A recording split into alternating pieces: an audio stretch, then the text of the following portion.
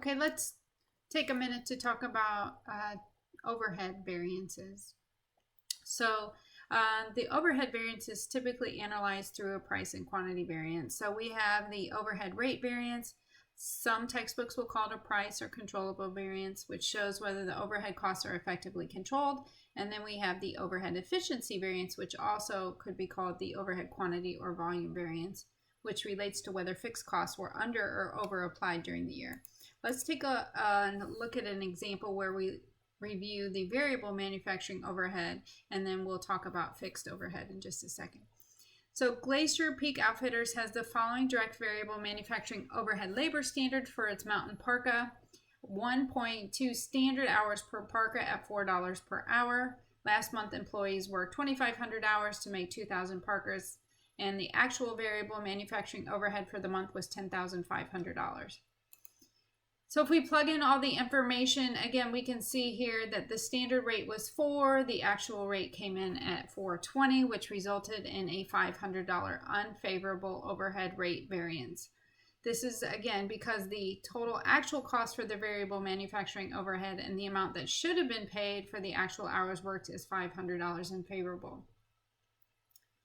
Now, the variable manufacturing overhead efficiency variance is the difference between the standard cost of the actual hours worked, again $4 per hour, and the actual hours used in production. So we had 24 hours standard, we actually used 2,500. Since we used more than we had planned, that results in an unfavorable $400 efficiency variance. We could also run this again using our equation. The overhead, actually this could be R.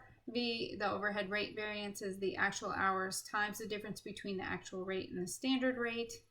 And the overhead efficiency variance, go ahead and change that one too, is the standard rate times the actual hours minus the standard hours. We get the same answer either way. And then let me just talk quickly about fixed overhead budget variance. So we would have a fixed overhead budget variance and a fixed overhead volume variance.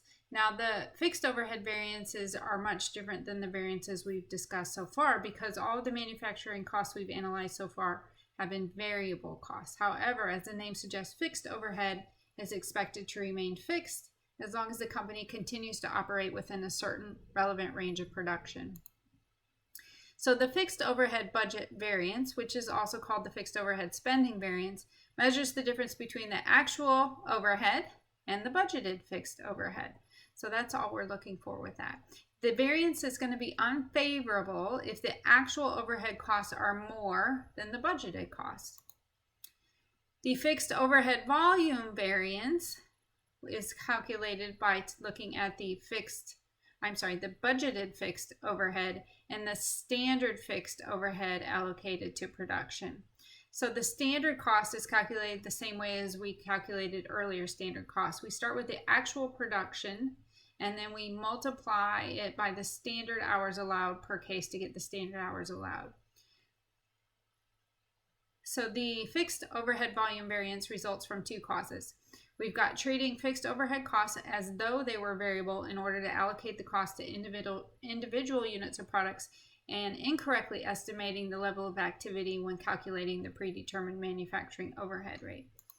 So in essence, the fixed overhead volume variance measures the utilization of fixed capacity costs. So if volume is higher than originally anticipated, the variance will be favorable because more units were produced with the same amount of fixed resources.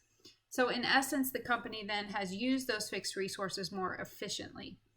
On the other hand, if production volume is lower than anticipated, the variance is denoted as unfavorable due to the fact that fixed costs were not used to produce as many units as anticipated. Because the number of units produced was less than anticipated, production capacity was used less efficiently than anticipated, leading to an unfavorable volume variance. Now, extreme caution should be used when interpreting the volume variance. Again, favorable does not equate with good, nor does unfavorable equate with bad. Now, just to talk about causes of manufacturing overhead variances. So the rate variance really rests with the production department, and we might get an unfavorable variance because we're using more indirect materials, indirect labor, or factory supplies than we anticipated, or we have an increase in indirect manufacturing costs for whatever reason. The overhead efficiency variance rests with the production department as well. And if the cause is inefficient use of direct labor or machine breakdowns. So reporting variances, all variances should be reported to the appropriate levels of management as soon as possible. And the form, content, and frequency of variance reports vary among companies. So to facilitate the principle of management by exception, which we mentioned earlier on, top management normally looks for significant variances.